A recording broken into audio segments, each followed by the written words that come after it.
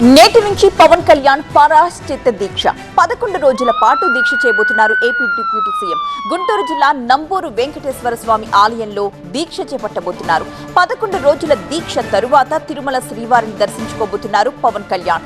తిరుమల లడ్డూ కల్తీ వివాదం ఇప్పుడు మరో లెవెల్కి చేరిపోయింది. ఇవాల్టి నుంచి 11 రోజుల పాటు ప్రాయశ్చిత్త దీక్షకు దిగుతున్నారు AP deputy CM Pawan Kalyan. ఇవాళ గుంటూరు జిల్లా నంబూరు దశావతార వెంకటేశ్వర స్వామి ఆలయంలో దీక్ష చేపట్టబోతున్నారు ఆయన.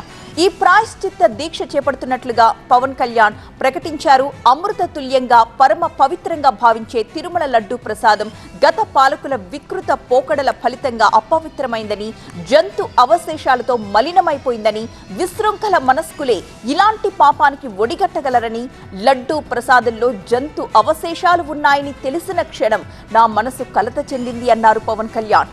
ఈ ఘోర అపచారానికి సనాతన ధర్మాన్ని నమ్మే ప్రతి ఒక్కరూ ప్రాయశ్చిత్తం చేసుకోవాల్సిందే అన్నారు. అందులో భాగంగానే ఇవాల్టి నుంచి ప్రాయశ్చిత్త దీక్ష చేయాలని సంకల్పించాను అంటూ పవన్ ప్రకటించారు.